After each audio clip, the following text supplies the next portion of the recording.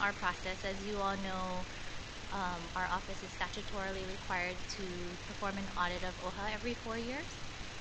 And so we are in that time frame right now, and we're in the process of starting and planning the audit for this year. We've met with Trustee Aquina, and Yes. I think State Auditor Kondo also met with Chair Akana to kind of just talk generally about the process. And we also, our team is scheduling meetings with all of the trustees. I think some are scheduled for this week and next week to kind of formally talk through all of those things. So, at this time, we don't necessarily have a focus or scope for our audit, because that's the purpose of our planning stage, where we kind of talk to trustees, to key administrators, and other personnel at OHA to kind of get a better understanding of where you guys are at with respect to your different lines of business and areas of operation.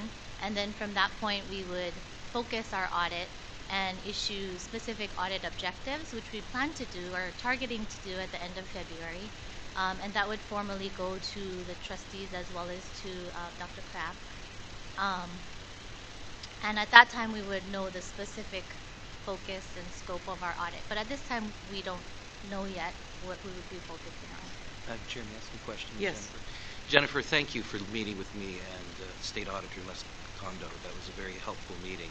And I just wanted to ask you to affirm one of the things that the auditor communicated, which is that there is a difference between the audit proposal I have suggested to the board and the actual audit that will take place by the state auditor.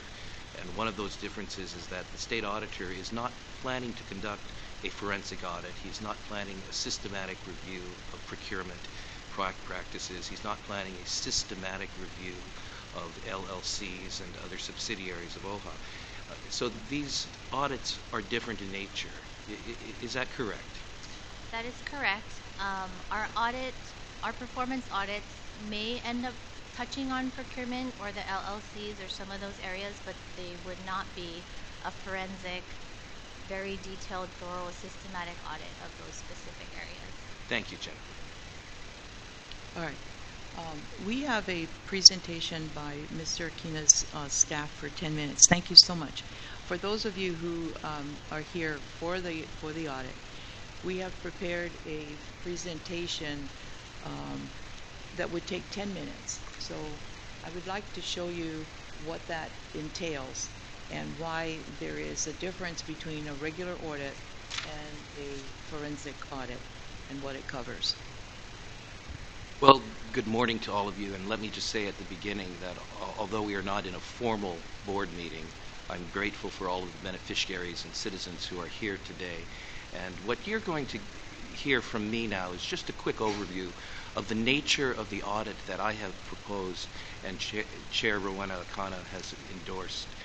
And I'm so glad to hear also that the majority of trustees, as has been communicated by Trustee Ahuna and Trustee Hulu Lindsay, the majority of trustees are in favor of this. So we're going to consider this action item called the Financial Audit and Management Review next week, Wednesday. It is Board of Trustees action item number 17-03. Well, why do we want to perform an audit? The reason is that we've heard the concerns of beneficiaries. We've heard concerns about whether the monies that go into OHA are actually going to the result of helping Native Hawaiians. We've heard concerns about how the money is managed. We've heard many different kinds of concerns, and so we want you to know we hear that and we want to provide an objective way of dealing with it. The second slide discusses the intention of our action item, and this is very important. Our intention is not to punish anyone. Our intention is not to go on a witch hunt and so forth. In fact, let me tell you what this proposed item, this action, this audit is not. It does not call specifically for the collection of evidence for use as evidence in court. It does not call for the targeting of any particular trustee or any executive for fraud or financial claims. And that's very important because we need to understand that we don't go into this audit looking to hurt anyone or looking to blame anyone. We go into this audit with the goal of saying, what is our duty and how well are we performing this duty and what do the facts objectively show? But the proposed action item does call for the following. We want to identify areas of waste, abuse, and fraud, especially as they apply to the procurement practice, which is how OHA spends its money and how OHA contracts that money to various vendors. Secondly, we want enhanced assurances that financial decisions are in full compliance with all of the applicable laws and all of the internal policies. That's very important. And third, we want recommendations on policies to strengthen the board's fiduciary oversight. And what I want to express, especially to my fellow trustees, is that it's our duty as trustees to know how the monies are being spent and to be able to give an account to our beneficiaries. And if we don't have that capacity, we face liabilities. Well, we do have current audit requirements as we go to the next slide. And people may wonder, isn't OHA audited already? And the answer is yes. And you have access to all of those audits because they're public. There are three kinds of audits that we do, but let me say something about that. None of them constitutes the kind of work that I am proposing. Let me tell you what we already do. First of all, we have a financial statement audit every year. It's done by a CPA firm, and it's limited to the presentation of financial statements. That doesn't give us a clean bill of health, but it does tell us that our financial statements are in order. And you can see that online. Secondly, we have a federal funds audit because we receive some federal funds. But that's very limited to the presentation of financial statements and compliance with grant requirements. It's done by a CPA firm. The third kind of audit that we have is the one that's represented by Jennifer, who is here today from the State Auditor's Office. It's done every 4 years, and it's something that tells us how well we're performing. Are the monies in OHA actually meeting the goals of OHA? And it's done by the Office of the State Auditor. Now, what's very important to understand is that OHA generally has done well on these audits in the past, but their purpose is not to give us the kind of in-depth review of our procurement practices or in-depth review of where money goes when it goes to our LLCs and so forth. So these audits aren't sufficient for us as trustees to be able to tell you as beneficiaries that everything is in order. Therefore, we need to move forward. But these audits do suggest, as we go to the next slide, that there's room for looking a little bit deeper. For example, the existing audits from 2005 to 2015 suggest some issues that need to be researched. The first one is federal funds. The audits have shown that there's a pattern of significant internal control deficiencies and that there are some procurement violations. We need to look into that. Secondly, the state audits. They show some non-compliance with state reporting requirements. They show a lack of grant oversight and accountability. They show a need for improved strategic planning process. Now, let me say this at the outset. This doesn't mean that somebody has done something illegal or wrong per se, but these are questions that have been raised by the 3 audits that are done, and so it means we as trustees need to look a little bit deeper into it. But there are other reasons, and many of you beneficiaries have brought that to our attention. There are some specific areas of concern that we have. And what I want you to understand is that the media has recently put many of these concerns in front of everyone. And let me just say this at the outset. We can't believe everything that we read in media, and we can't believe everything we see on social media. I think you all know that. That's very important to understand. So we need an audit that can actually say what has happened to these funds in an objective way by an independent party. And here are some of the concerns that would warrant an audit. The first one has to do in the area of management. We note that OHA's net assets have declined by $46.8 million in the last 2 fiscal years. We also note that there are fewer resources allocated toward beneficiary programs. There are competing explanations as to why this is, and it warrants us looking into it a little bit deeper. The legislature has some concerns that have been expressed. For example, they've described OHA as top-heavy at budget briefing that was held last month in the Ways and Means Committee. Recently introduced legislation has attempted to restructure the way OHA hires its CFO, COO, and corporate counsel. Why is it that outside parties have concerns over administration? We want an audit to help us get the facts. Secondly, procurement. We've got some concerns over a financial consulting fiscal sustainability planning contract. And for those of you who were at the Committee on Resource Management, you heard my concerns as we discussed that. We have some concerns over the Kaka'ako-Makai development contract. Now, just these two contracts, both of them raise some significant concerns with respect to compliance with procurement laws and policies, contract management and administration, cost management, and so forth. For example, the State Procurement Office has just delivered to us a request for 3 years, 36 months of our vendor lists, our contracts, and a log of OHA's professional services contracts awards for the past 36 months. And we are told by Sarah Allen, the administrator, in this letter of January 26th, it has recently come to my attention that OHA conducted a professional services procurement resulting in a professional services list that may not be in accordance with the procurement code. Now, no judgment here, but the fact is we're now being investigated by the State Procurement Office, and they have called for 3 years of our records. We as trustees need to be proactive and be the first ones to look into the procurement, and that's why we need this audit, because we can't simply wait until outside agencies begin to investigate us.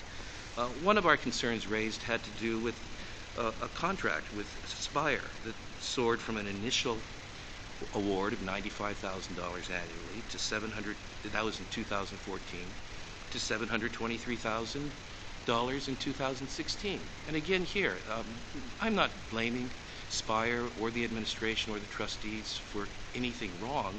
We have to look into the procurement. Where did the scope of services change? And was it in keeping with procurement law? And was the increase in the amount awarded in keeping with procurement law? As of now, we trustees don't have the insight into that, and we need an audit in order to tell us. And finally, we have concerns with regard to fiduciary oversight. There are entities that have been created by OHA called limited liability corporations, and they serve a certain function. Money goes into them from OHA, but we do not see exactly how that is used. And there are some concerns.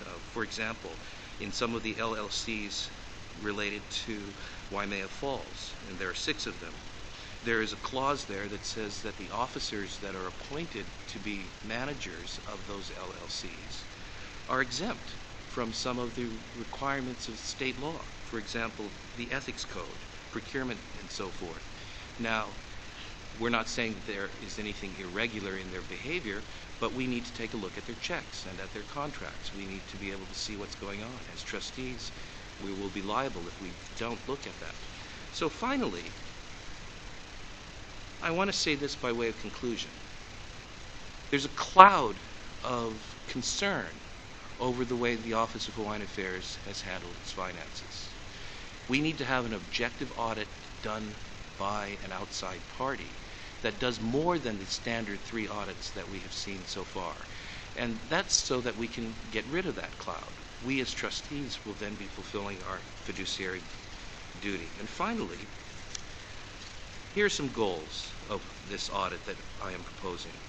Number 1, it will improve and strengthen the relationship between trustees and the administration by improving our governance policies. Number 2, it will improve OHA's reputation by providing a higher level of assurance to the public. Number 3, it will restore beneficiary confidence, and that's so very important. It'll show that the board is committed to transparency and to proper management. And we as a board and administration owe that to our beneficiaries and citizens of the state. And that's why I have prepared as an action item to be discussed and voted on next Wednesday a financial audit and management review. Thank you, Madam Chair, for the opportunity to overview the action item. Thank you. I hope that Point helps. of clarification, Chair.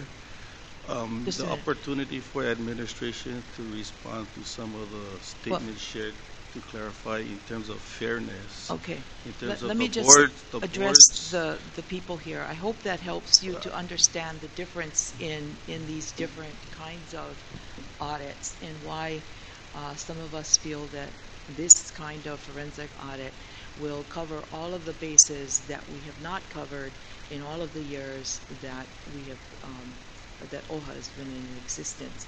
So it's long overdue. Madam Chair, if I may just interject. Administration will have a full opportunity to respond to anything that I've said or anything related to the audit, and I'd like to suggest that the majority of those comments be deferred until we actually present this as an action item in a board meeting of the committee. No, but I think it's very important for some of the statements you shared, Trustee Aquino, that there's a context and that administration is fully prepared to at least clarify the context and some of the statements that have been made. So I think is as fairness as Trustee Aquino has shared is that we welcome a audit. That's no problem. What I think our public and our beneficiaries should be very aware of in terms of our practice here at the Office of Hawaiian Affairs, that we do hold ourselves to a high standard of transparency and accountability.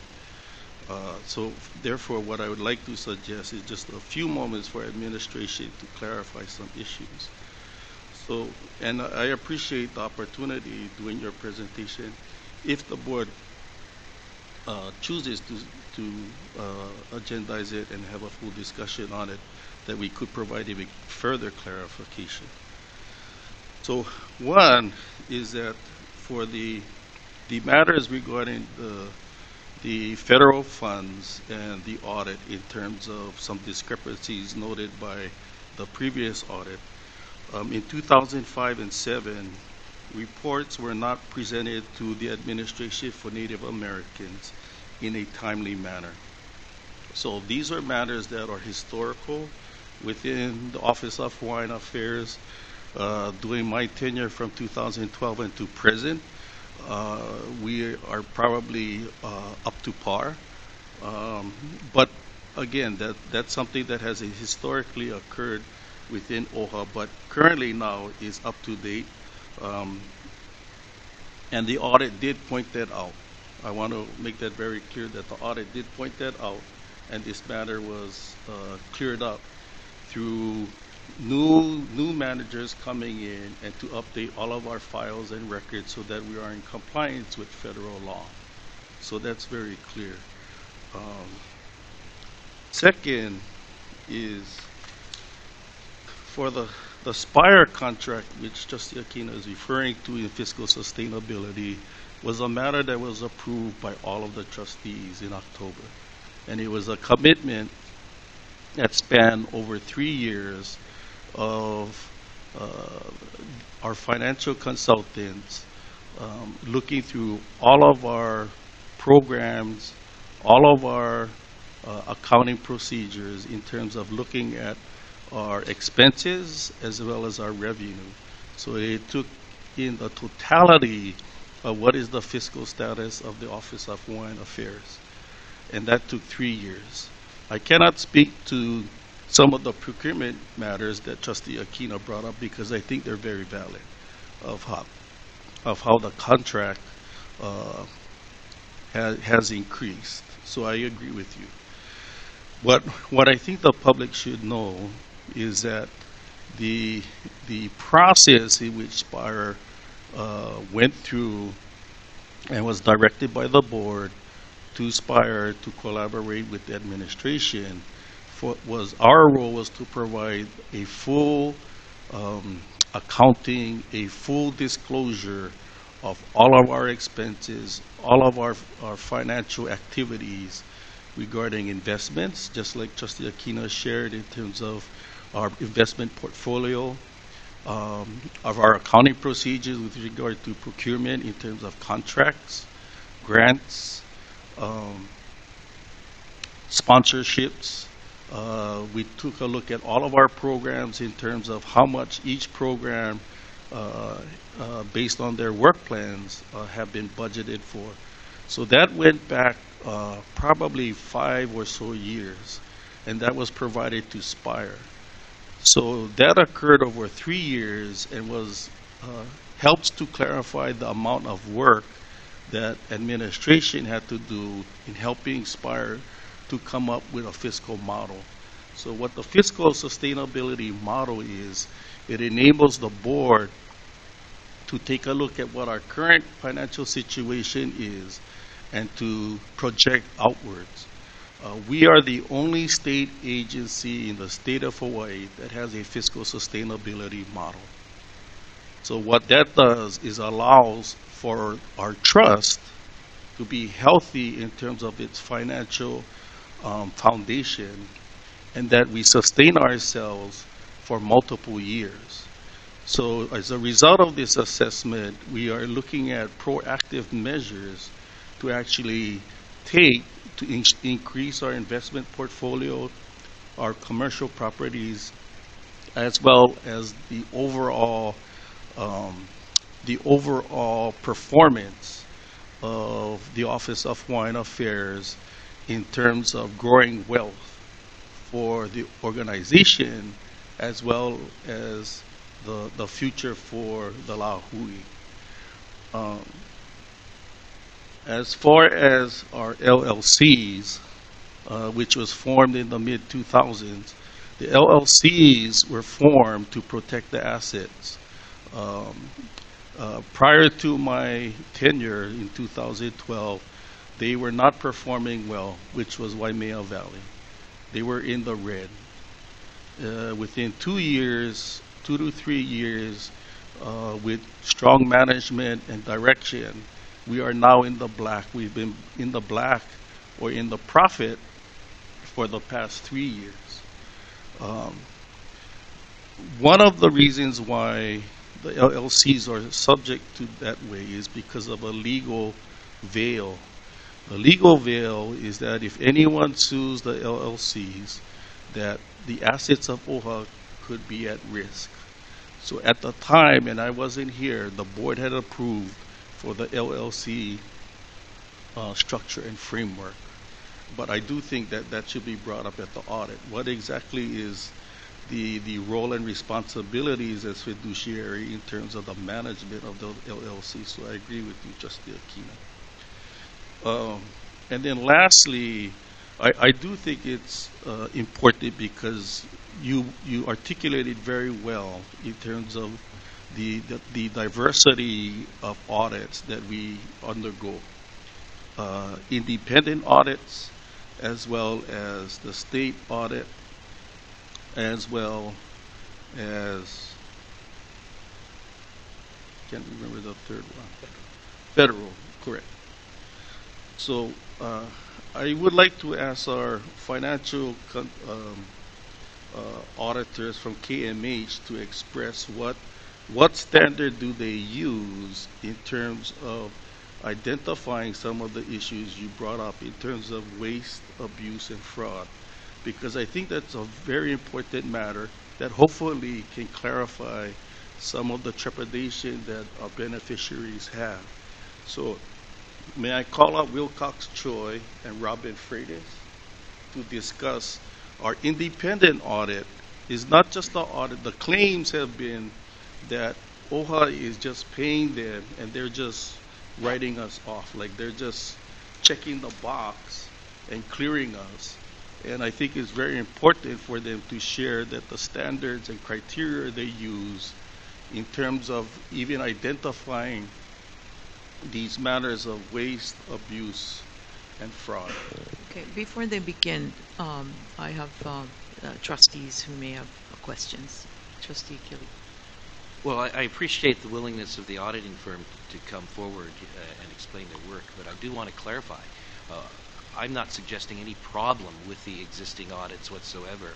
I'm just simply pointing out the need for us to do another kind of audit as well to supplement their work. And so in the interest of time, if I could, Madam Chair, suggest to our guests today and to our Kapuhana that they be brief, because I do believe we have many beneficiaries who'd like to share their manana with us. Yes, could you be brief? And then Trustee Lindsay, did you have something to say regarding the Spire contract? I think a comment was I just made. wanted to agree with Pohana that the Spire contract is two parts. One is to as consultants, and the second to develop a sustainability plan for OHA. Correct. So, and that's probably why it added up to the 700,000 that we're talking about here. But I think the comment was made that it was board approved. I don't think that those amounts were board approved. I believe that the chairperson at that time, Machado, signed off on those expenditures without bringing it to the board. So we had no idea how much this was costing. Yeah, I would agree with you, Chair Akana. I said board approved in terms of the fiscal sustainability plan and what Spire had presented in terms of a commitment of the board to implement that plan from 2017 until 2019. I would agree. I don't know how the increase of the contract was conducted because they are the consultants to the board. Okay, Mr. Choi. Good morning. My name is Wills Choi. I served as the audit partner. Robin Freitas was the senior manager. Before I start real quickly, I just want to make sure there's a clarification. The auditors do not report to management. We report to the board. That creates the independence between what we're auditing. What we're auditing is management's assertions over the financial statements.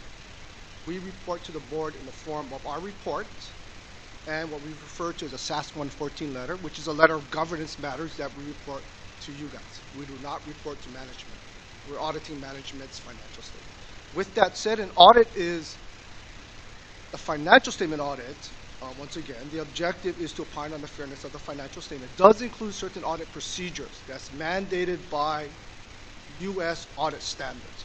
Those standards require us to perform certain procedures, and part of those procedures also addresses errors that are both unintentional and errors that could be intentional, which is basically fraud. So by standards, the audit firms are required to perform these type of procedures in looking for errors, or what we refer to as misstatements in the financial statements. So our job is, when we get the set of financial statements, we need to perform enough procedures to obtain a reasonable insurance, not absolute. Absolute is not achievable. So the audit industry says the term reasonable assurance, that your financial statements are presented fairly in all material respect.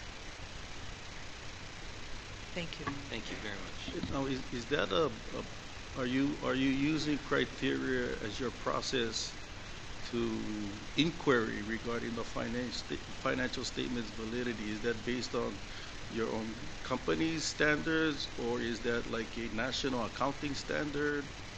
Could you explain?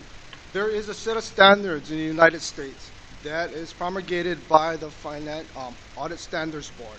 So yes, it's the audit standards are established for all audit firms to comply with. So there is set definitions of what an audit is, as opposed to other type of services. So the auditors have to comply with these audit standards for the audit to be, quote, in acceptance. The audit firms, we do have peer reviews. That means we as KMH, the other firm will come in and take a look to make sure our audits are conducted in accordance with these standards. If our audits are not conducted within these standards, we don't get a clean opinion. So actually the auditors get audited, basically. So yes, there is a national audit standards that you need to comply with. It would be considered best practice. It's the only practice. If you're going to participate in an audit, you have to comply with that. If you don't, and basically the AICPA discovers that you're not complying, you, as part of the review process or peer review process, would get a letter, and that letter would state that we're not in compliance. My last question would be, do you provide a qualifying opinion on waste or abuse of our financial activities and state? As it pertains to waste and abuse, and the difficulty is, as I sit back and listen to this process, is the term audit is just used very loosely. And we, the industry, the audit industry, always have a concern because how the public views audit, the definition of an audit, as opposed to how we view it, because it's defined terms, right? The financial statement audit doesn't look at performance efficiency, abuse, and so forth. We do look for material fraud because it relates to an error, and an error is a misstatement of financial statement. But specific to efficiency of a program, that's Usually, not usually, that's the reason why you have what they call, under government accounting or audit standards, what they refer to as a performance audit. So that's why there's defined terms. When you talk about financial statement audit, it follows these set of standards. You talk about performance audit, it follows a different set of standards. Different objective for what purpose you're looking for. So And would you include embezzlement as part of a fraud definition? that's correct. Anything, once again, fraud is, and I want to make sure people understand, as auditors, we're looking for incidents or alleged fraud, because fraud is a legal term. It has to go to the court of law for someone to make that determination. Our job is, if there's an error that we believe was intentional, we have, by audit standards, we have responsibilities to report it to the appropriate people. And at that point, they have the responsibility to make sure they comply with it or follow through with it. Fraud is the responsibility of the board and management. Our responsibility is in our audits. If we discover material misstatement due to fraud, we have to address it. And we address it by bringing it forward to the appropriate parties. And so I have a since you have question. been contracted by OHA, the audits that you have performed on the Office of Hawaiian Affairs, could you explain what the findings were for all of the audits? Wait, before he does that, I have a question. Sure. So if fraud is the business of the board and management, how do we identify that fraud if we don't have the evidence from you? Well, I think when you read the literature, when we say the responsibility is for the board of directors and management, is to establish the internal control system that would safeguard your assets. So when I make reference to that, responsibility is making sure your internal control processes and procedures has these activities to make sure you safeguard your assets. So Thank that, to that degree is what I'm referring to. All right, we have a question by trustee Kelly, Well- Akita first. Just a minute, Mr. Okay. Stern. I think Yes, because Chair. as we get older, we lose our track, yeah? So we have to Very good. get to the question before we forget it.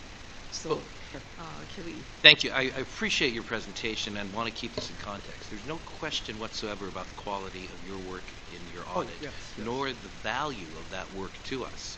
But am I correct in pointing out that the audit work that you do for us does not include a systematic review of all our contracts, all of our procurement issues, and the finances of our LLCs and other items that I have presented here that need to be looked into? Am I correct that your audit does not look into that in a systematic way? Our audits do not look at the contracts in a systematic way. However, we do perform audit procedures. Sure. In areas that we discover that may have material misstatement, then obviously we'll look at it. But you're primarily confined to the integrity of the financial statements, that, and your work is to review that primarily. That's correct, because it's the opinion on the financial statement taken as a whole is fairly presented.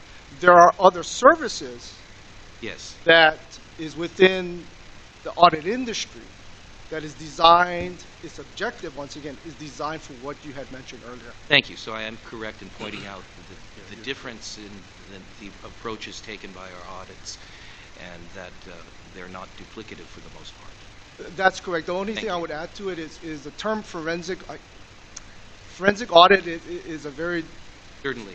And as I've noted in the actual action item, the term forensic is not used at all. That's correct. That is more a subjective term that can be used by Right, the public. right, This right. is a financial audit and management review.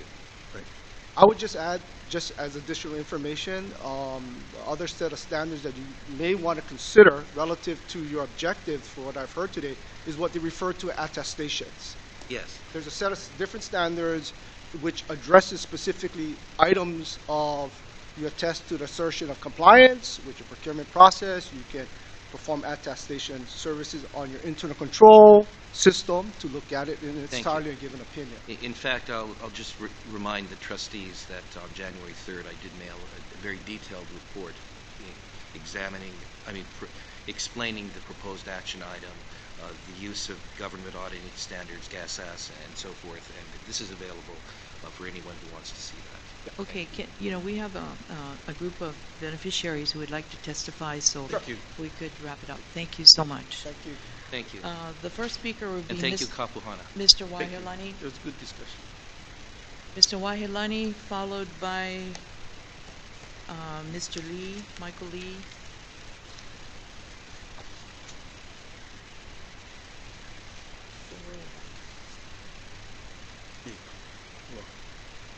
Aloha mai. Kakaya ko hana. Mahalo nui carefully. Nui carefully. Just wanted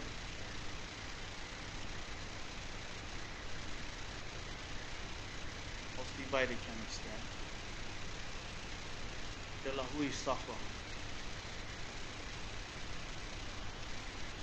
Dead.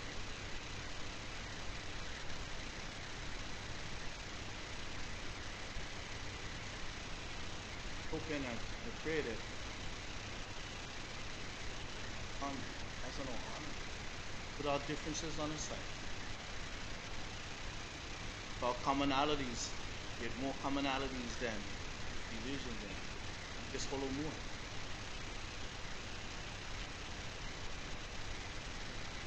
Oh no.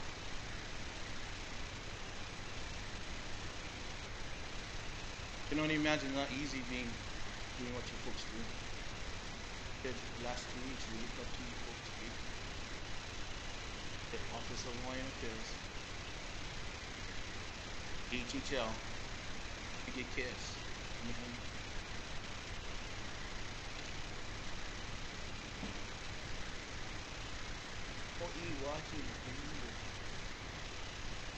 I put in not to put in. And 7 presidents. 7 temperatures. As if I was Queen was fighting back there, like at the division when she was.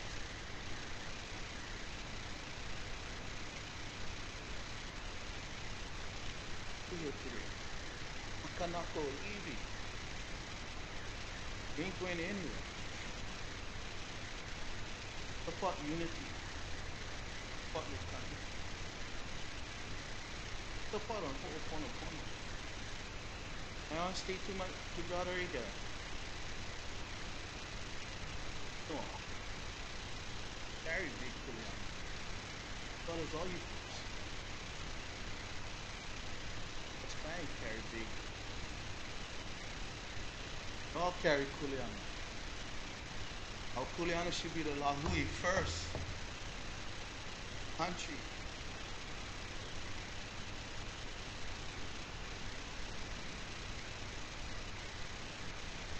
Get on that same bar. And let's follow more. Yeah, we can agree to disagree. That's what families are. Right? Yo? Yo.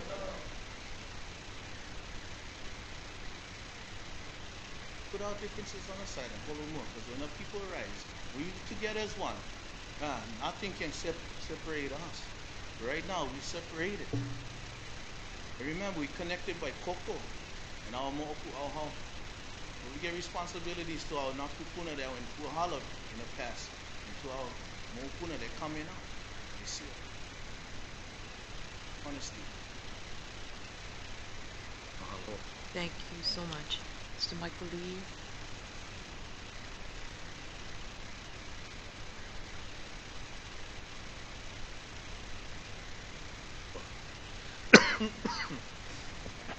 Aloha, with all my respect and love for this talented group, which is OHA. You have my deepest aloha to everyone. And I have to say, as Auntie Alice taught me, hele makama hele o kia kua. And it is so poignant because of the family's hurt and kaumaha and puhiva. We can feel it in the body language of today. So I'm not here to castigate.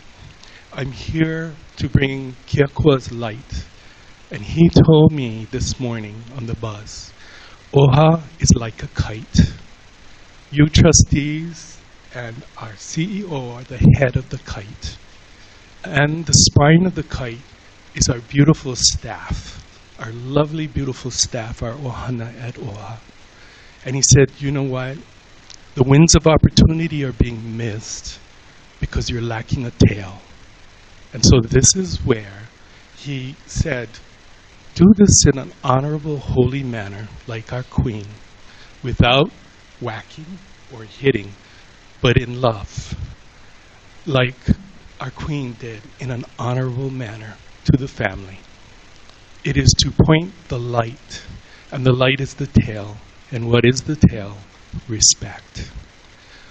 The staff, the beautiful board, which I've worked with so many times, and I love this board, and our po'o, and so do our aloha pai'aina. We love you, and we come with love, not with stones, but with love, reaching out to the one who created this land, who gave the waiha to make it living, because the righteousness of the land comes from the Creator's hand, not man's.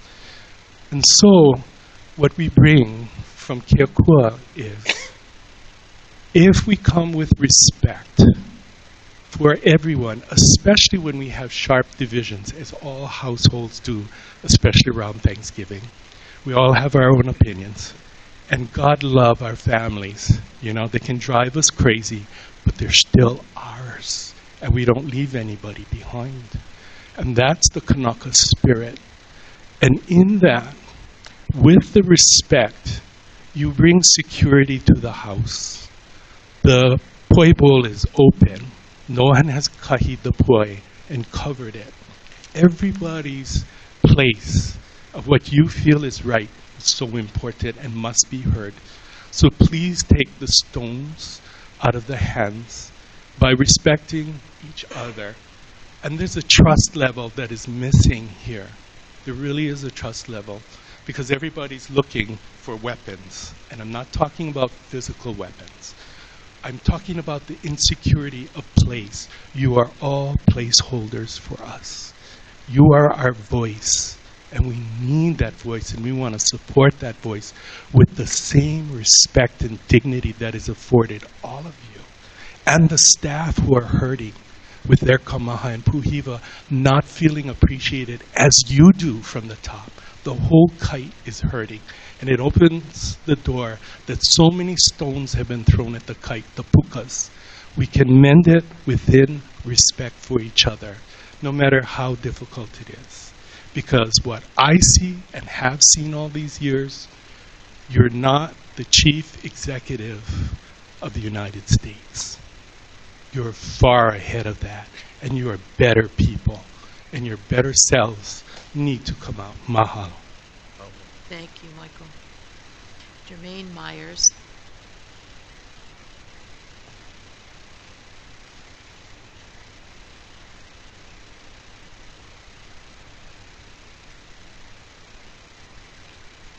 Aloha.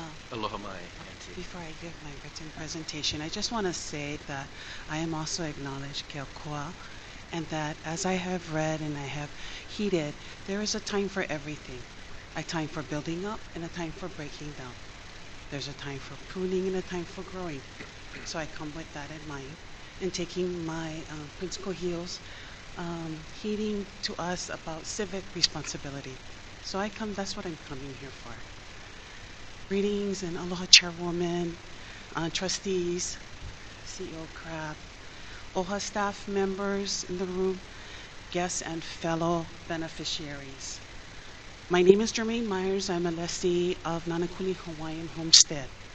The purpose I am here today is to share my mana'o regarding today's agenda action item for the procurement of an independent CPA to conduct a forensic audit. I am in support of today's action item and audit. Trust. In God, we all trust. Can we trust you, trustees? Are you trustworthy? That is the question. The state audit. I'm a person that looks for facts. I never participate in gossip or allegations unless it goes to a court and I always progress towards the court. Let it be heard. I heard trustees say an independent audit is unnecessary, the ones that weren't here today, because the state already conducts audits of OHA. I reviewed the 26 pages of State Audit Report number 16-10 of December 26, 2016. According to the report of the state auditor, it states, and I transpose verbatim, number one, a special fund no longer serves its original purpose and should be closed. Number two, OHA did not have any trust accounts during our preview period. What are trust accounts? Trust accounts are typically separate holding of or clearing accounts and are often used as accounting devices for crediting or charging state agencies or projects for payroll and other costs. Number three, reporting shortfall. During our review of the non-general funds of OHA, we noted non-compliance with statutory requirements to report financial activity and balances as required by Section 37-47 Hawaii Revised Statutes HRS, as well as fund information for administratively established funds under Section 37-52.5 HRS. OHA did not report to the 2016 legislature all non-general funds with balances totaling $408,769,154 at the end of fiscal year 2015. In addition, 4 of those non-general funds, 4, were administratively created and were not reported to the legislature as required by Section 37-52.5 HRS. Number 4, and I only have 8. Number 4, according to Section 37-52.5 HRS, a report must be filed within 30 working days of a fund or account's creation and should include a justification for the fund or account and identification of its sources of revenue. In addition, prior to the start of each legislative session, the law requires each department to submit to the legislature a listing of all administratively established funds or accounts, along with a statement of their revenues, expenditures, encumbrances, and ending balances for each fund or account. Number 5, fund fiscal year balances amounted to at least $370 million during the period reviewed. Number 6, in the fiscal year 2016, last year, OHA special funds, revolving funds, and trust funds collected more than $36 million and spent or transferred almost $62 million. Number 7, we transmitted a draft to this review to OHA on November 1st, 2016.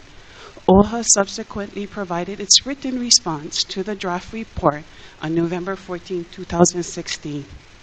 Number 8, OHA's response. OHA generally agreed with our findings and will take appropriate action to ensure compliance with reporting requirements.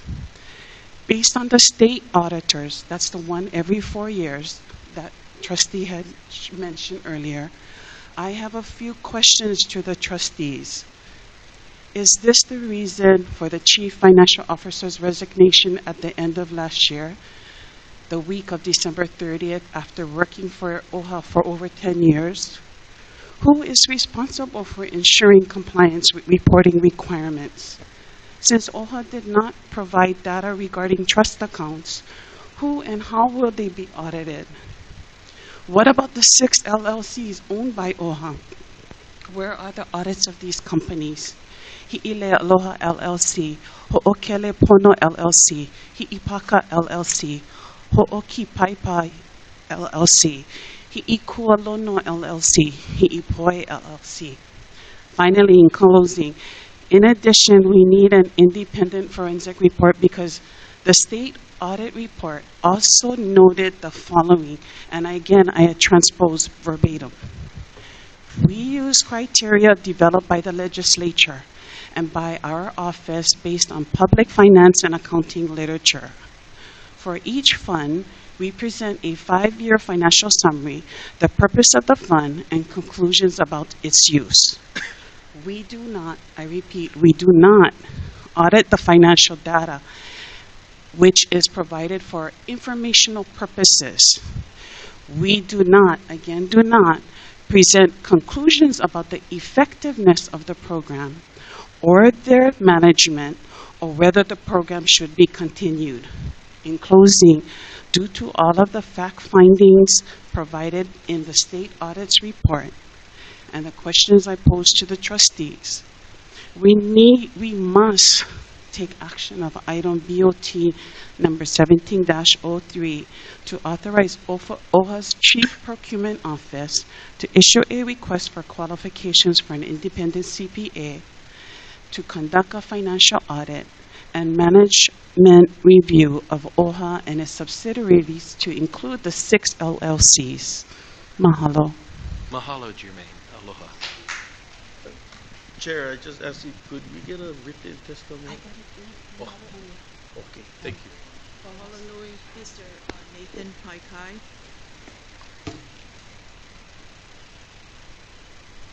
Good morning. Wow, we get all the trustees now. Hallelujah, except for one. Can I open up with prayer? Would that be sufficient for all of you? Yes. Most gracious Father, we love you, we thank you, we glorify your holy name. You are King and God supreme.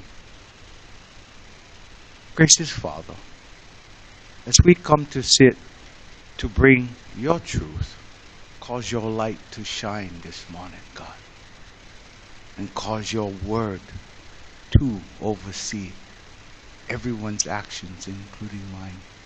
Our Father, who art in heaven, hallowed be thy name. Thy kingdom come, thy will be done, on earth as it is in heaven. Give us this day our daily bread, and forgive us our trespasses, as we forgive those who trespass against us. And lead us not into temptation, but deliver us from evil. For thine is the kingdom, the power, and the glory, forever and ever. Amen. Thank you all. I am in awe. We talk about being transparent. All of us. By the way, I'm a beneficiary. I'm also the senior founder of It's All His, It's All God. I have traveled the world. I have traveled the world about 114 times by the graciousness of God. And so this is my second time here. So I'm overwhelmed. I'm overwhelmed because my people cannot love each other to work with each other. I overwhelmed when I was reading this month's eloquent speech by the CEO, the administrator, in Section 10 of the Hawaii Revised Statute says that's what he is. So anyway, and I was reading about the two kingdoms in this article, and he was mentioning, from my understanding, the light and the darkness, the good king and the bad king. And it was a brilliant, beautiful letter. So a question to all of you, you don't have to answer because I just got, I think, 5 minutes. Or I don't know if we're in session, because we're not in session because we're now waiting for the next meeting. But moving right along. The question is this: are we going to allow a transparency to come?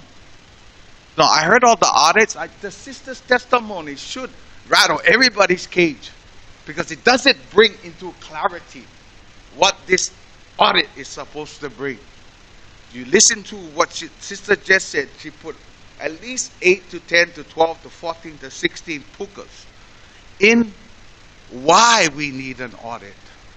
Why the people need to see what we're doing with all this money, from 30 million to 60 million. Where went? Oh, this financial summary, they still didn't do the audit. And there's more than one audit we heard this morning. So, I am asking and pleading that the board would agree unanimously and show us the facts so everybody can know where the money went, how the money was spent, who spent it, what's wrong. Because when the IRS went audited me, I had to show them everything. Oh, by the way, I sent a letter to President Donald Trump, my president. And I sent a letter asking him for an audit of OHA from the federal government. My first official letter to the president. Because I'm in awe of why we have not been honest with each other to show documents. Now, if something is wrong, according to Trustee Aquino, it's not about finding facts. Just tell me what's going on. Oh, and everybody else that call themselves Hawaiian. Because in everybody's house, get somebody with the budget. Usually it's the woman. You know everything. So it's the budget. So I want to know, and my people want to know, what is the financial statement of OHA? I mean, if we go back to 1978, a lot of you, and here and not here, should be in jail. So, if you never do nothing wrong, and of course, this is not about focusing just at you. It's about what has OHA done as an organization and what they should do as an organization leading forward. If we are going forward, then we clean the slate. Just show us what you have done with the money. So I'm believing that this letter that went to the president, my president, because we're still in America. I love the Kingdom of Hawaii. I am from the Kingdom of Hawaii. I am also a United States citizen and a beneficiary. And I need, when all this started with the Hawaiian homeland, it was a Hawaiian Republican in Congress who created the Department of Hawaiian Home. Then we create this. So my plea to all of you is to come to a consensus. We can clean the slate one time. Bring a FBI, CIA, NSI, somebody from the federal government to come in and do an audit to see where the money went so we can look, okay, you spend the money on this, you did that, you did this, fine. Yeah? Because the bottom line is all of us, including me, going to have to stand to your creator, whoever you believe, in one day and say, did I do this thing right? Did I do what was pono? We talk about pono, but where pono can even show the numbers? Show us the numbers. How hard is that? In closing, I'm going to read out of the Word of God. This Dick in the book of 1 Timothy chapter 6.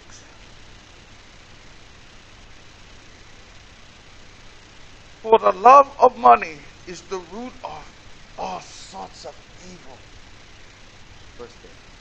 In the book of 1 Timothy chapter 6.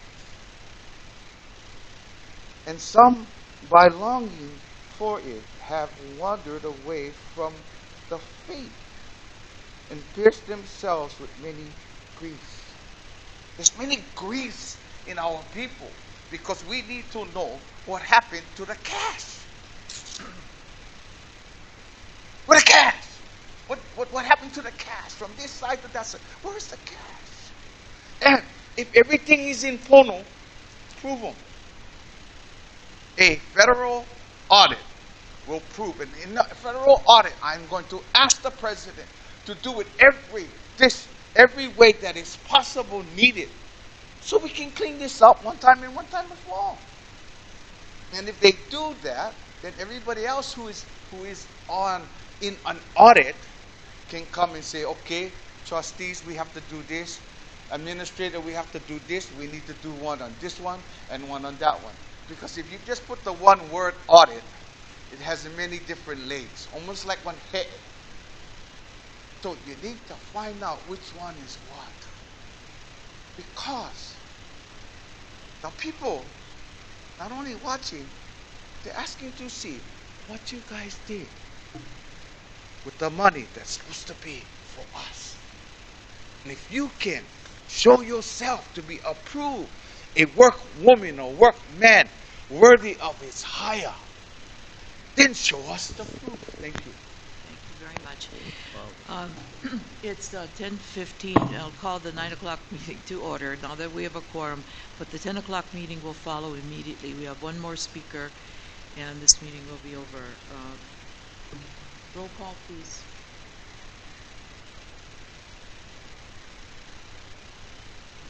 Here. Aloha.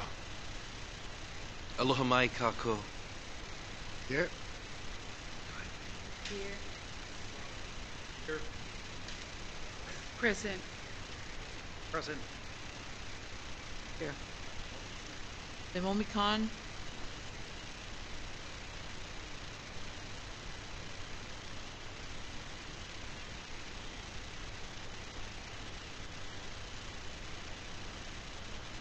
Aloha, Chair. I will try to keep these comments short. I am representing the Hawaiian Affairs Caucus of the Democratic Party of Hawaii this morning on the subject that is on the agenda. At the outset, let me say we take no position on whether a forensic audit, or for that matter, any other audit is required at this time. But we wanted to offer some comments for your consideration. And that is that we support the audits that are currently being done, and we just wanted to suggest that before embarking on whether it be a forensic audit or any other audit, that we consider the reports that I understand will be due in about 3 months or so, that we consider the findings of those audits. They would probably help us to focus, or help you to focus, on whether any further audit is necessary. And just as an aside, having listened to the discussions this morning, it seemed to me that both Dr. Akina and our CEO did have some mutual grounds of where they thought perhaps a further review would be necessary. So I think that's what our caucus is saying, is consider the results of the audits that are about to be piled, and then focus if we do need further audits. Mahalo, Chair, for this opportunity. Mahalo. Thank you. All right, with that said, that's the end of this meeting. Since it's been announced that there will be a RM meeting next week where the board will take an official vote, unless there is a motion from the floor to take this matter up now.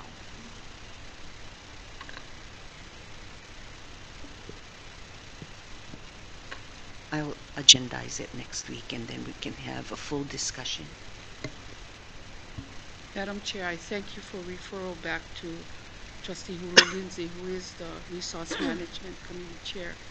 In our, for members of the community and those that are present, in our bylaws, it stipulates under Article 8, Section A and A1A, it says, Asset Resource Management Committee handles all fiscal and budgetary matters and ensures proper management, planning, evaluation, investment, and use of OHA trust funds.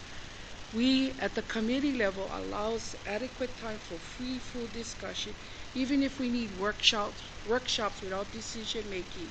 It's open to the public, either stream or present, but it allows all of us to move collectively together. This action came directly to the BOT chair. It is her. She insisted that it come here and avoid the committee. For us at our level and for beneficiaries, we need to go step by step and not just go one time and boom, we're going to make a decision. So I thank her for referring this item to Hulu Lindsay's Committee on Resource Management. It would allow very thorough discussion, free and full, and the inputs that you folks have provided will be what I consider a blessing for us to consider for a positive outcome. Thank you. I have to say that the reason that this was moved to the board, and it's not unusual, the chairman in the past, and I will use the example of the previous chair, who moved something out of my budget committee right to the board and did not allow for a free discussion with respect to grants. When I was handling grants, it was taken out of my committee and moved to the board. So it's not something that hasn't happened before. The reason that this matter was brought to the Board of Trustees for this meeting was because an agenda was filed last week to reorganize the board. In that case, because we had heard the cries of the people to ask for this audit, I wanted to be sure that the people knew that some of us trustees heard that cry, and I wanted to make sure it was posted on an agenda before I left this chairmanship.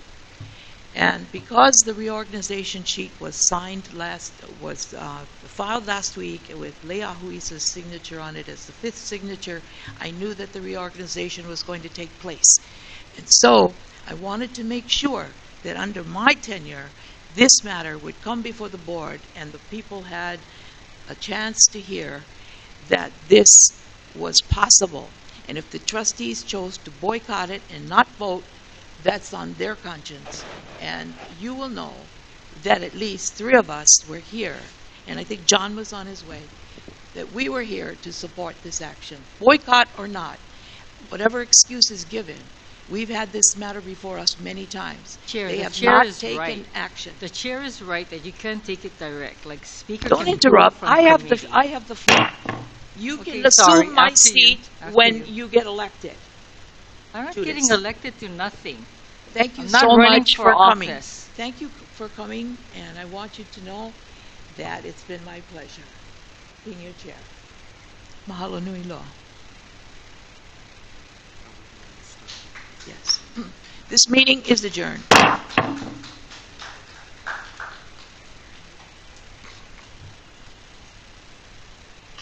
Okay. The 10 o'clock meeting is now adjourned. Well, we have the 9 o'clock. 9 o'clock. The 9 o'clock meeting. This is meeting number 2 No, at this 10. is number 2. This is 10 o'clock. Call to order. 10 o'clock. Right. Right. I know, it's a little confusing. All right, the 10 o'clock meeting is now called to order, and we'll take a roll call vote, please. Here. Aloha mai. Here. Here. Present. Present. Here. Chair, may I Okay. make a comment? Yes. Thank you. Actually, this is our first meeting of the day. The proceedings prior to this were informal and not all of the trustees were here. I do want to state that I appreciate greatly Chair Rowena Akana's support of the financial audit and management review. I also appreciate the initiative she took, but I do understand the importance of putting it in the Resource Management Committee as an agenda item. And I do want to thank those trustees who have expressed their support. Thank you, Trustee Dan, for communicating that your colleagues, our colleagues, support the idea of the audit. And thank you, Trustee Hulu-Lindsay, for having communicated that as well earlier. And so I appreciate the opportunity to have been able to work on that. And my notes from the presentation will be available to all of you. I look forward to next Wednesday when the matter is considered. Thank you. Okay, we Thank have you, Chair. beneficiary comments now. Jermaine Myers.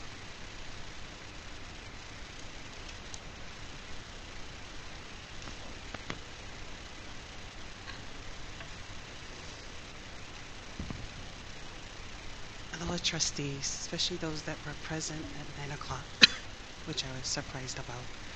I gave my testimony earlier regarding why I am in support of the audit. And now I saw only you have an agenda, and it says restructuring of OHA trustees. My question is restructuring what and why? There's nothing in the agenda about that. I am in support of Trustee Rowena Akana holding the chairperson position of OHA trustees for this following reasons. Contradictions. One, expecting perfection, personality, and behavior of Trustee Akana, and yet, number two, excusing sexual harassment allegations by a staff of OHA of Trustee Upho, which was in the news, and again, excusing abuse allegations of OHA staff members and supplies and equipment and time of Trustee Upho, again in the news, and excusing financial spending of an administration and not showing up for an audit meeting request. These are the reasons why I am in full support of allowing our current chairperson that just was elected in December to continue to stay in her seat. I ask, is this political or pono or pono ole? We all know what those words mean. And I just hope that we are a pono organization, not a pono ole or political. Let's keep politics in Washington, not in Hawaii. I'm in That's favor all of I an have to audit, but say. she won't let me speak. That's all. I'm in favor of an audit, but she wouldn't let me speak. If you were in favor of the audit, you would have been here at 9 o'clock like the rest of us. I'm referring that recommitting back to her Hulu's committee, Trustee Hulu's committee, because we need a budget attached to it. Forensic audit, I did it before. I used to be with PKF a long time ago. I did it when UH wanted autonomy. I was under Fudge Matsuda, and I know what a forensic audit is versus a management review audit. We need to help coming out. We need a management audit. I wish you came at 9 o'clock and said that. If we could have talked about it I am at 9 working, o'clock. excuse me, I am working. There was a 9 o'clock meeting that was put agendized when I had a meeting scheduled already, so I had to excuse myself. The 10 o'clock was scheduled. I came Tuesday. I woke up at 4:30, gave my dog food, and caught the bus on Nanakuli Avenue, Farrington Highway at 6 o'clock. This morning I did it again because Tuesday's meeting was moved to today. I apologize for not being here, although I have to work for a living. I don't have a husband. I have Me to too. work. Me too, Come to this respectfully. meeting. I go and vote for the audit in Hulu's meeting, but I want to see a budget attached to it. When I was in the ledge, we got to have a budget attached to any proposal. See again, you I'm talk. not arguing with you. I'm just saying that I Trustee agree with you. Ahu Isa, I apologize if it comes across. No, Because I'm what I'm fine. hearing you again say is perfection. Kalamai. I'm only seeing you asking for perfection. Yet you look at you make excuses I'm for not others' running for flaws. office. Okay, I'm not running for office. I want that clear. Let the speaker speak, please. Not running. Thank you. Yes, thank you. I'm just asking, if you're going to ask for perfection out of a brand new trustee that you just elected, why are you wasting time talking again? I'm not. Go for it and hold a mua. I don't want to. Hikino is the name of my email because you can. Okay, let other people speak. I'm sorry. I'm sorry. It's a beneficiary's time. Thank you so much.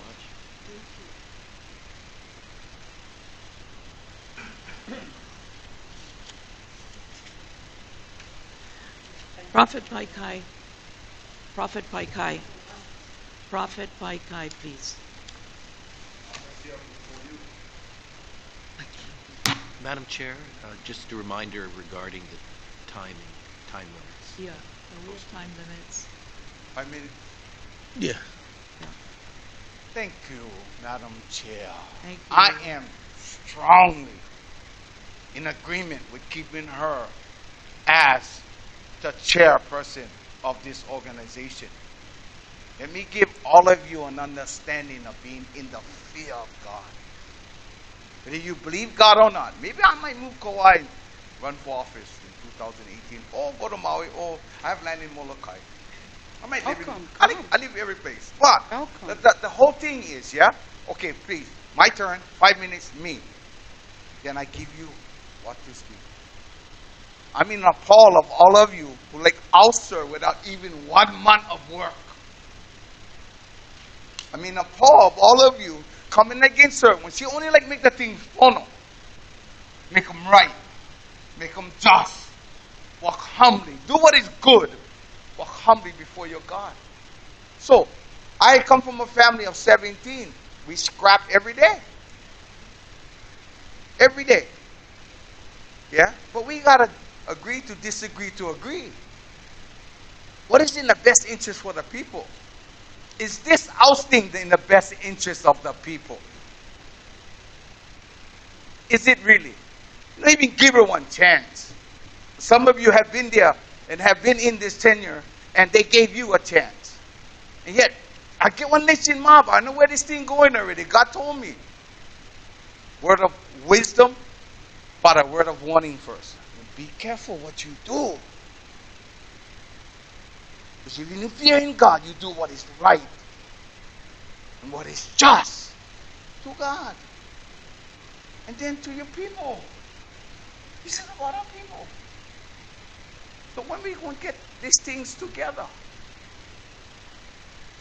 Because you all showed your hand by not showing up this morning where we're going. Because God told me already. What's going to happen? Trustee Akana. Ahuna. I know. Akana, but I was looking at Ahuna. Because the bottom line is, what is happening to us where we can stab each other and smile? You're going to stab me, yeah, right here. And smile. And say it's in the good of the people. But you don't like the agenda of the chairperson. Yeah, I'm standing as witness as the Lord of what I do. And so, if I was the chairperson, I'd probably get kicked out before I get voted in. He's passionate. He's understanding. And all she wanted to do was make things right so all the people can find out what happened to the cash. But what you guys going to do now? Stab her. Because I know where the vote going. That's why she went concede this morning on your up throw. And you're wanting to get her out. 1 minute, 45 seconds. Wonderful. Say this. You will be responsible for every action you take. But if you believe in the Almighty Eo, and through His Son Jesus Christ, and the Holy Spirit. So my question to all of you, why is this overthrow happening? Like Queen Lilio Okalani, the overthrow of the United States of America. I don't need to go Washington, it's right here.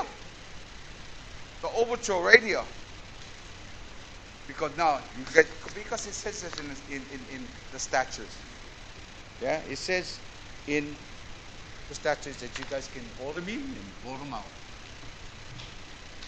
Put them in and put them out. Not even 1 month, you like put them out. And yet, most of you that sit on this table, instead of the new ones that came in, have been chairpersons. They let you stay for your whole tenure. They let you stay for your 2 years. If I ask you, what are you going to do? Thank you. Nari Lawrence. Lawrence?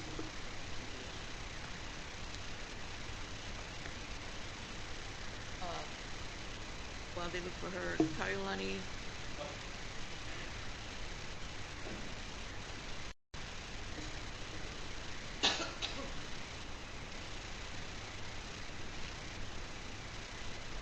Aloha, trustees. Aloha. It's a pleasure to be here. I flew in from Maui today. My name is Tiare Lawrence. Aloha.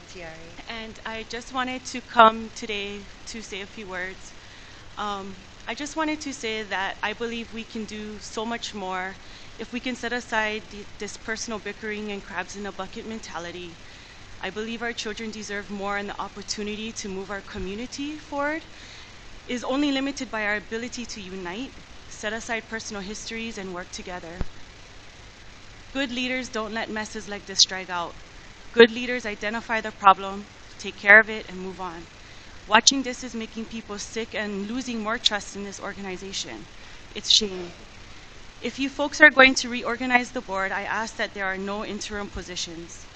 To please identify and elect someone who will lead. I expect you folks to step up, lay out plans on how to not only provide answers, but I would like to see a plan on how this organization will get better. Better at serving our community, better at communicating with our lahui, better at building trust. To me, that's leadership. Be leaders. At this point, I strongly support a reorganization of this board. What I have witnessed this past month is enough proof, so I urge this body to strongly consider it for a fresh start.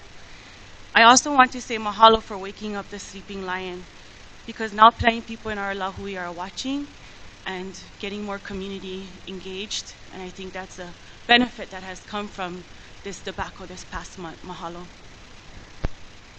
Thank you. Kailani, Thank you, Tiari.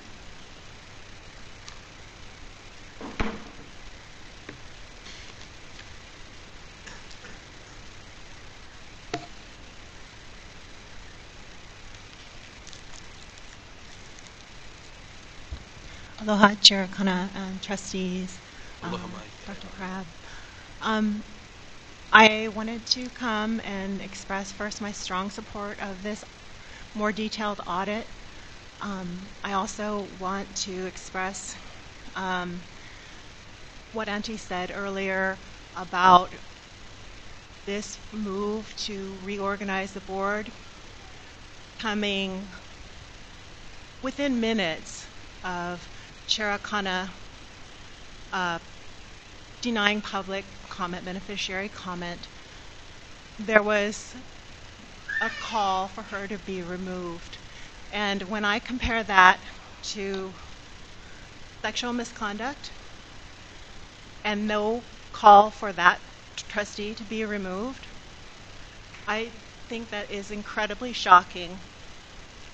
I support giving Chair Kana a fair term, less than a month to sit in that seat and already have some call coming for her removal, because motivated supposedly by denying beneficiary comment alone. We went to speak to Chair Kana soon after that and spoke to her about that, and she explained her reasoning for that, apologized to us, and helped us understand the reason. I just think it pales in comparison to other things that are more important, like this financial audit, and preserving the integrity and the dignity of the Office of Hawaiian Affairs. I hope that we can go on from here, quickly move to getting this audit done instead of making this drag on, dragging us all through this. Nobody wants that to happen, and I'm live streaming these meetings, and everyone that's commenting wants this audit.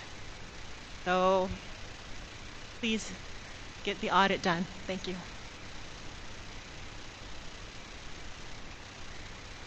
Angela Reyes.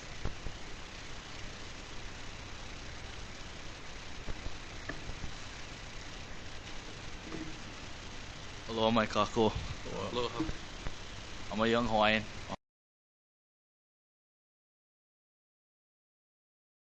Into a leadership position at my own job. And so I understand struggles, and for me it's really hard.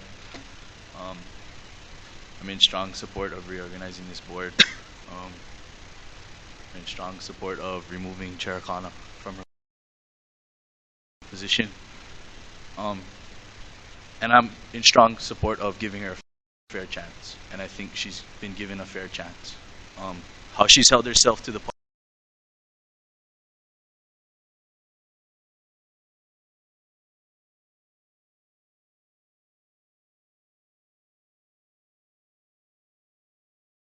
as an OHA board member, but as a human being and as a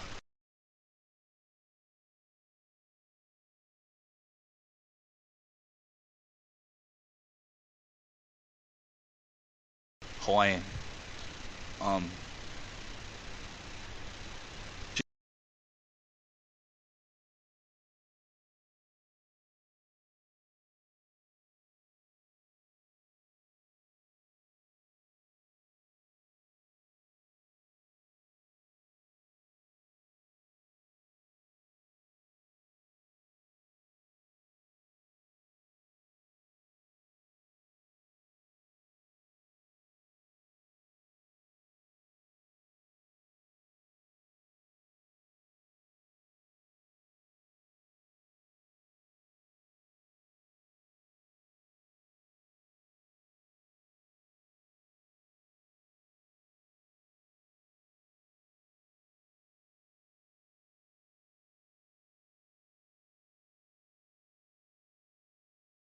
I don't agree with every decision our leader makes, but we still stand by.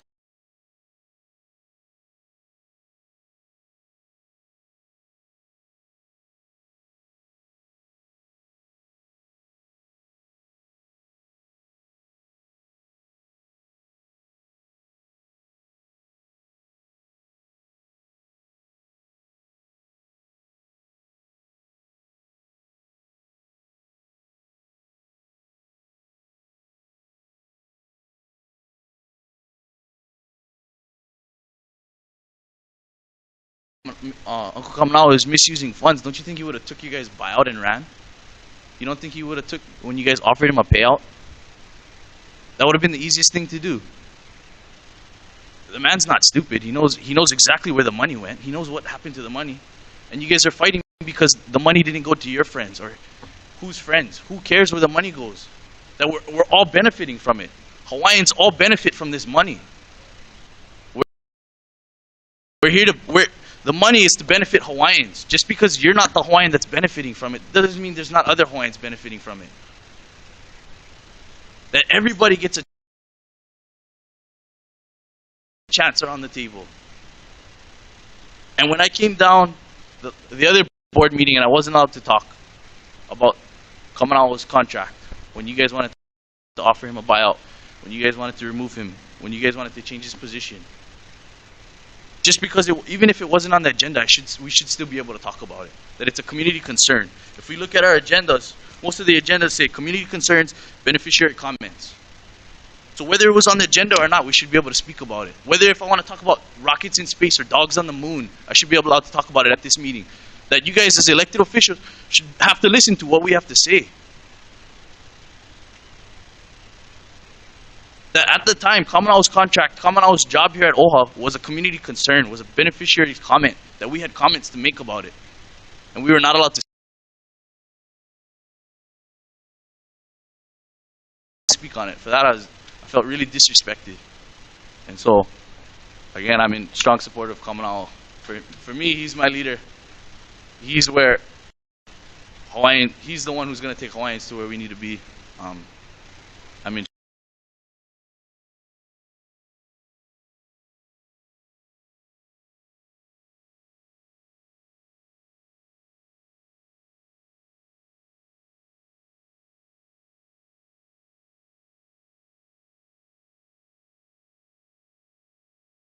because it was a personal issue.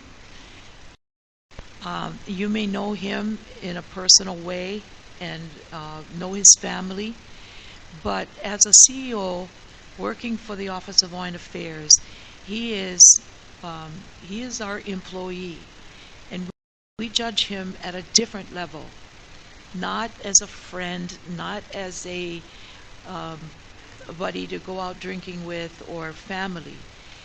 He has a contract, and his contract says he is responsible for certain things.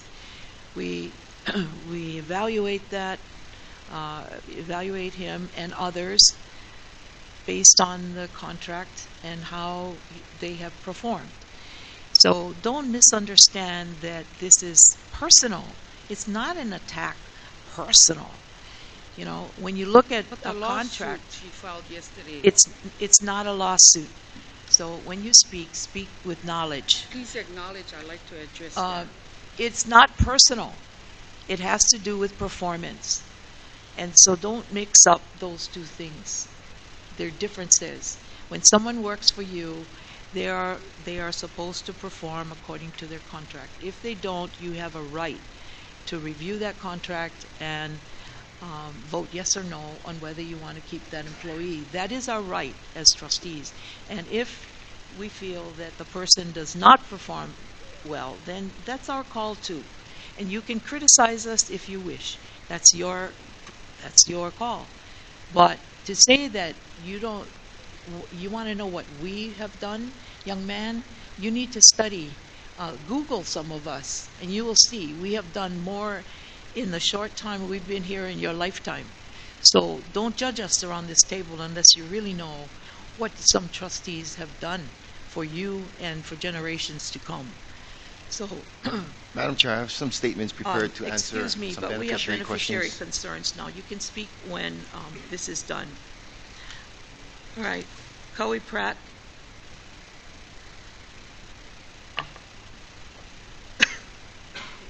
Madam Chair, if I have time later, I would like to speak on Yes. on the audits and everything that you've just course. talked about. Please let me, and then allow me that time. Aloha, my name is Kau'i Pradaquino. Aloha trustees, thank Aloha, you for Kau'i. the opportunity to speak today. And I'm here today because I'm urging you that we need leadership. That lawsuit filed last night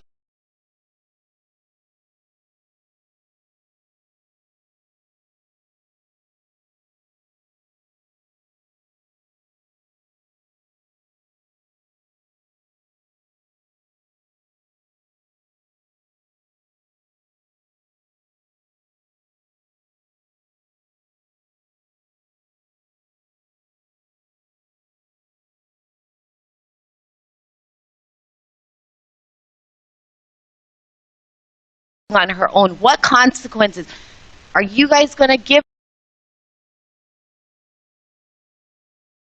her for filing that lawsuit? I want to Not a know. lawsuit.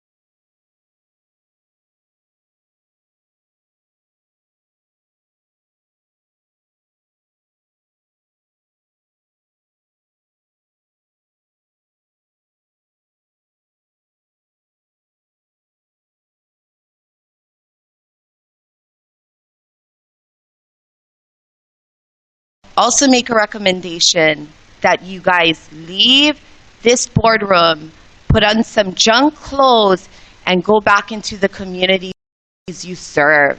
Go back into the lo'i. Go back onto the ground and get connected with the communities, because that has been lost in this process. There are too many, what can I gain out of it? What is it in it for me? Last time I looked, you were elected to serve other people.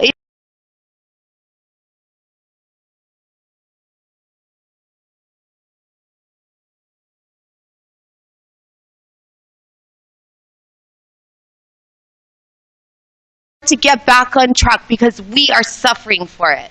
And I'm embarrassed by the misconduct and upset by it. And I'm sorry, this is personal to me because I represent not only myself and the people who signed that petition, but my son and the 7 generations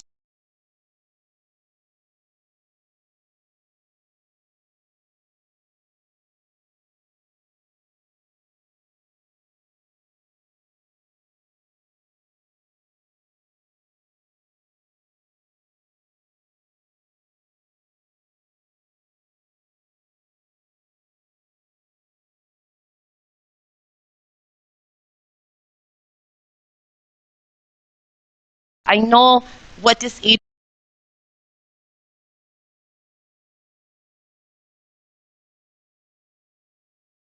agency can do and the potential it can bring into our community. All you have to do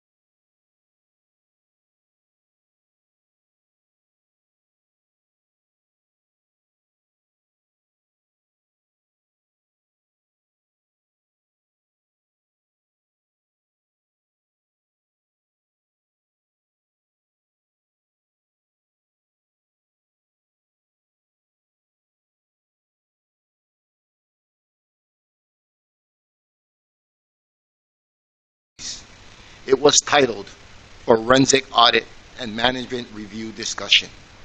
The term forensic audit is used 10 times in the memo and provides an explanation that there is no defined scope of a forensic audit, essentially claiming the term is insignificant. This is not true. Black's Law Dictionary does provide a legal definition of forensic audit. A quote, use of accounting methods to get forensic evidence used for criminal acts like fraud or embezzlement, end quote. We have yet to see any real evidence of crimes at this magnitude. Then on January 30th, after the meeting was scheduled, Trustee Aquino sent an email and stated, this forensic audit in the sense that has been spoken of recently by many beneficiaries, specifically the purpose of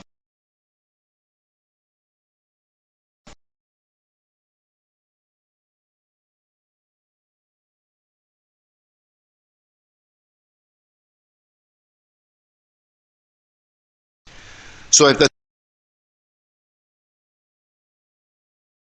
term is not significant, then why do we need to backpedal now? This is insanity. We are fiduciaries. How can we make any decisions properly with all of the confusing messages? What we are allowing is to take place at this table is absurd.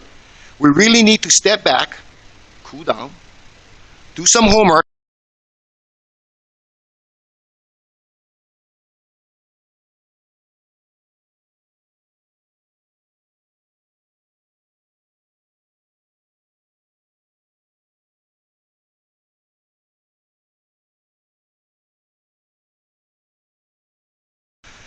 right out the gate, the first agenda item, the chair wants to remove our CEO, and Trustee Aquino wants a forensic audit. And now another lawsuit to accomplish your self-agendas. Wow, this is serious. And we call for Porno leadership. Porno leadership is listening to the voices of our community at large and responding to them. And we do this with reason. Not going a hunt making false allegations, attempting to ruin people's reputations and create hysteria, which is exactly what is happening. I want us to base our decisions soundly on truth and facts. That said, let's talk about how we are going to address the matter at hand. Let me provide some facts to set the record straight on this audit matter. My concerns with this RFQ proposal is that we may have already paid for much of the work Trustee Aquina is requesting as part of the Fiscal Sustainability Plan research that SPIRE has conducted. My understanding is that SPIRE was contracted to gather and review a base of organizational knowledge that included policies, transactional reviews, legal obligations, and debt service, to name a few areas. Based on the information they gathered, they provided a recommendation of how to pursue implementation of a fiscal sustainability plan through the use of 12 separate work plans they developed in specific areas. This report was delivered to the former armchair, Trustee Machado, and all trustees. It is dated November 18th, 2016. This is relevant because in Trustee Aquina's recommendation memo, he suggested a review of management policy, specifically in areas such as grant management, internal control system, and investment management, to name a few. However, SPIRE has covered some of these areas in their recommendation, so there is some overlap. Specifically, the SPIRE recommendations included work plan suggestions in the areas of investment committee, line of credit refinancing, grants management, and a Native Hawaiian program management. All of this may overlap with Trustee Aquina's request. Maybe it doesn't, but we need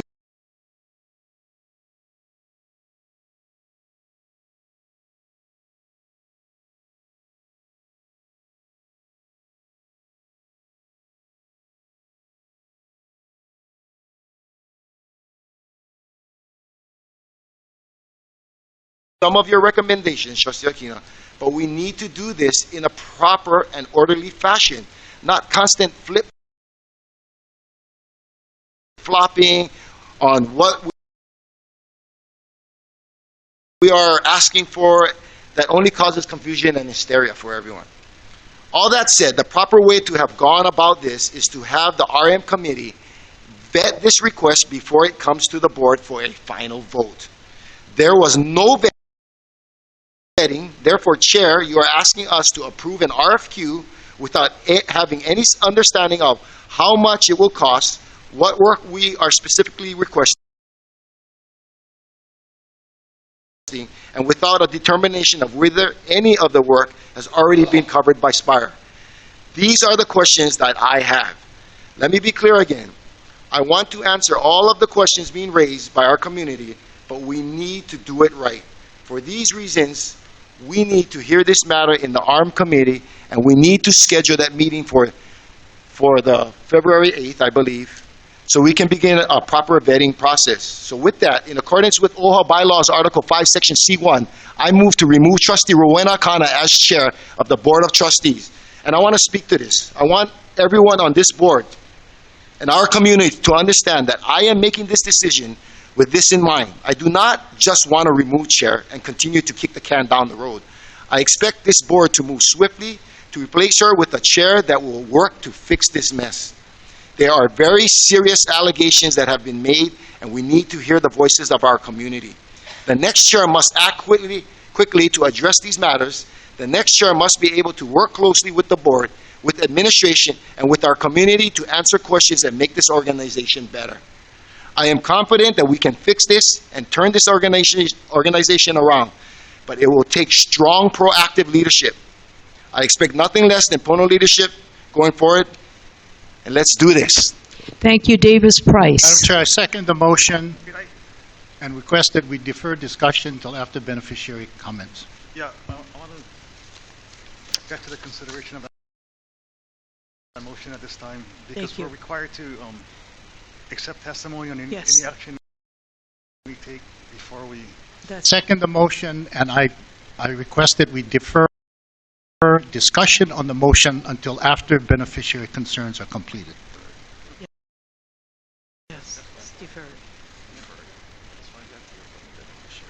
You got it, Chair. Yes, Trustee Aquina. Just in fairness,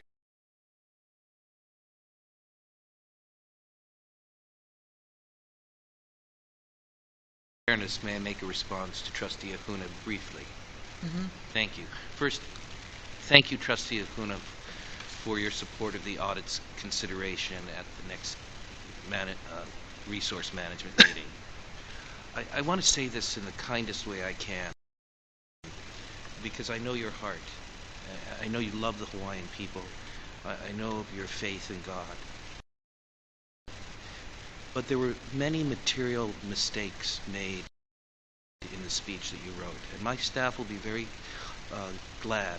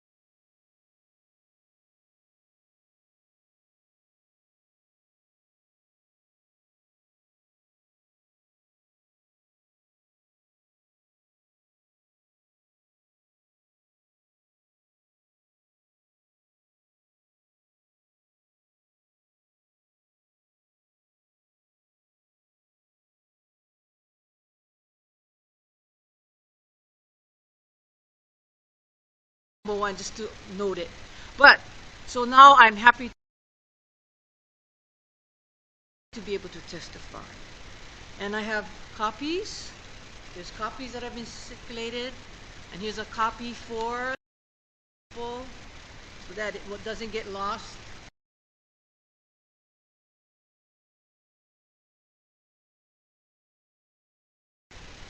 In translation, because it's verbatim. Aloha kako. Aloha. This is it. Trustee Akina, Trustee Lindsay, and Trustee Wahi'e. Today marks approximately 57 days, December 8th, 2016 to February 2, 2017, of your questionable leadership that to this point has supported Akana's chairmanship. You have, by individual actions, maintained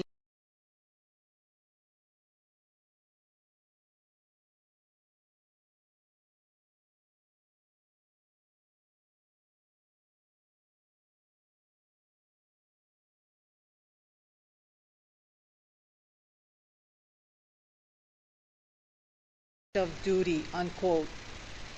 And I hope everybody here understands what breach of duty is. If you don't, you can refer to the information of the court. On January 24th, 2017, Trustee Ahu Isa courageously affixed her signature to join Trustees Ahuna, Apo Machado, and R. Lindsay in notification for reorganization of the OHA Board of Trustees. Regretfully, on January 24, 2017, you three signatures were missing, were MIA, missing in action. Thus far, you have appeared to be immobilized, not willing to fulfill your own individual trustee duties, or of, quote, care, loyalty, and obedience, unquote, subjecting yourselves to co-trustee liabilities. Your actions today will indeed declare your position with regard to your trust and fiduciary duties once and for all. It is time for the Office of Hawaiian Affairs Board of Trustees to get back to the work of, quote, empowering Native Hawaiians and strengthening Hawaii, unquote. Trustees, you have lost your way over these 57 days. It is imperative that you reorganize to get the Office of Hawaiian Affairs VA'a back on course and heading in the correct direction. It is also imperative that OHA trustees individually and collectively, quote, faithfully discharge duties as members of the Office of the Board of Trustees of the Office of Hawaiian Affairs of the State of Hawaii, unquote, and adhere to the duties of, quote, care, loyalty, and obedience, unquote, that you swear to in the oath of office that you take. Yo e na oivio lino na pula pula aloha.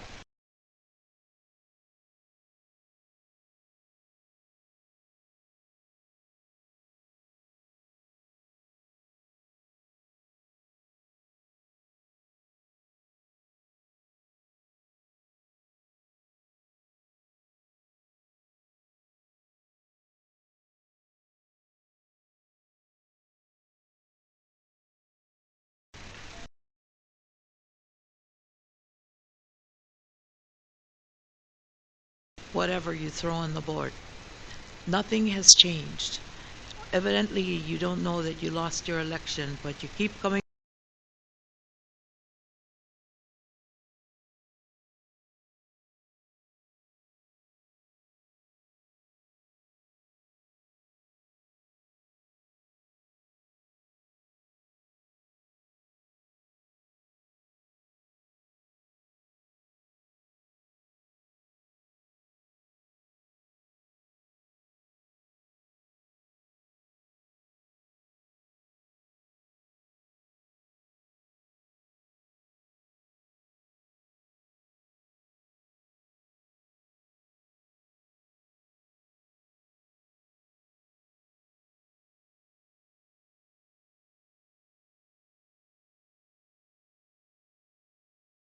Here.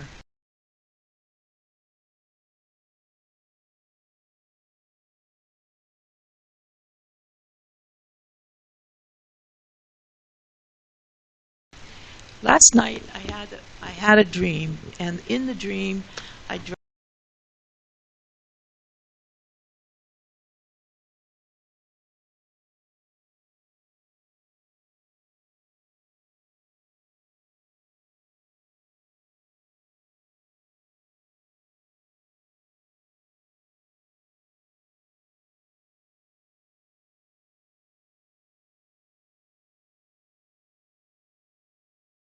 In accordance with OHA Bylaws, Article 5, Section C1, I move to remove Trustee Rowena Kana as Chair of the Board of Trustees. Second. Discussion? discussion. Call for the question. Don't deny discussion. Do you? Go ahead, trustee. The motion is to remove a sitting chair, and I will not support that motion. On the other hand, if there was a fair competition, of a trustee putting his or her name forward in order to be considered to be chair, I would consider that because that kind of competition is good for us, and we can make comparisons and so forth. I just wanted to clarify here and add one thing, that our current chair has not been perfect, even by her own admission. At the same time, there are some things that I think that have been brought to the Office of Hawaiian Affairs from which all beneficiaries have benefited. Whatever we may call the audit that needs to look deeper, I think we all agree that it needs to be done, and I think we need to commend Rowena Akana for the initiative that she has taken with respect to getting that audit on the table. The beneficiaries will be served greatly by that. I thank her for her friendship as a chairperson. I'm aware of what the vote count would be, and so it is not with any disrespect for you that I vote Kanalua today, and I do thank you for your service. Thank you. Madam Chair, Mr. Paul. just to clarify the procedure, under Article 5.3 under officers bylaws, vacancy in the office of the chair or vice chair shall exist under the following circumstances. One, when the chair or vice chair is removed by the majority, in this case 5, of the members to which the board is entitled. Succession. In the event of a vacancy in the office of the chair, the vice chair shall succeed as chair until the following board meeting, at which time a chair is elected by a majority of the members of the board. Thank you. I address Trustee Aquino. I think all of us acknowledge that there's a friendship here, because I was kind of shocked when I saw the memo from our comptroller or acting CFO that they approve a travel for your trustee aide who has only been with us for a month and a half. You talk about spending beneficiary money. Common fund trip is really an investor. You know, it's for people who invest. You have to be invited by Common Fund to go. I got the letter in October of last year. I was invited. There's no registration fee. And all of a sudden you are going with your trustee aide using beneficiary money to a Common Fund so-called seminar in San Antonio. I don't think that's right in using our beneficiary money for that. Thank you. Mahalo.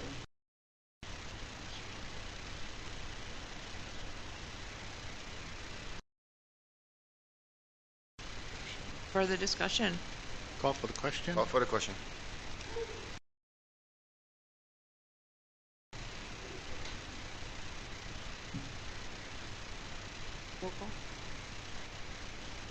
Kanalua. Yes. Kanalua. Aye. Kanalua.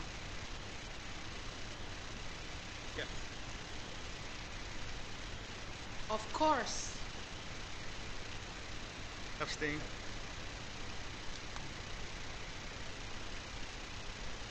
No. Yes. Yes. Kanalua. Kanalua.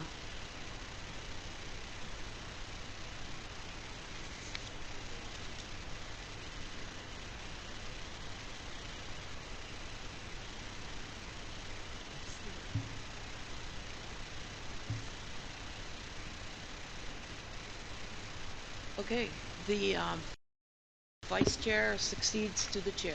Leah Huisa.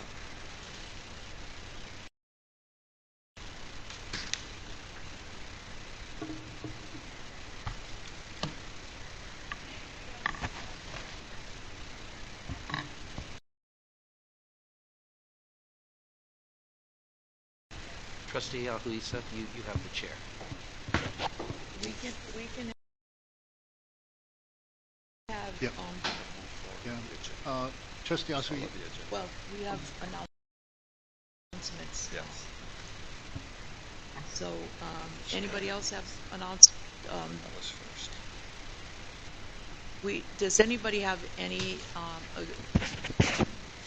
Any objections to a beneficiary making a comment? If not,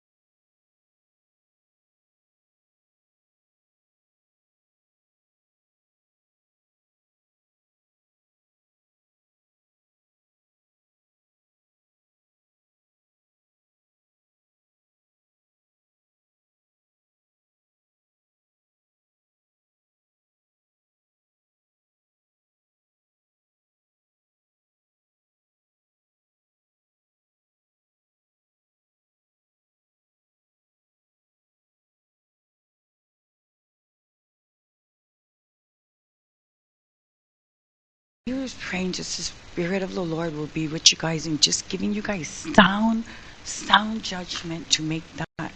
And Trustee Isaac, I've been praying for you.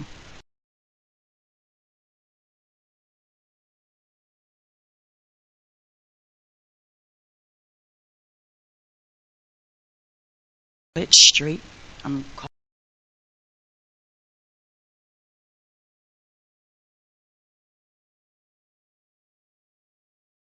call it what it is, because God is going to be our judge, whether you guys believe it or not.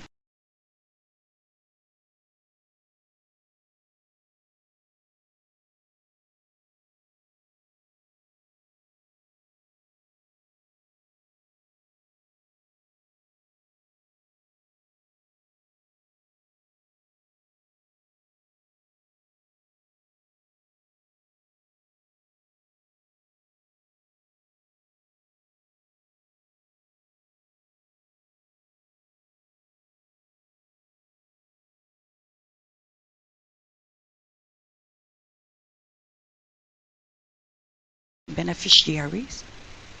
And what are you, I mean, what does this have to do? Sin. And you know, I was talking to couple, Hannah, one of the prayers was not just to ho'oponopono, but to ho'olohepono. Not only listen with the ears, but listen with the heart.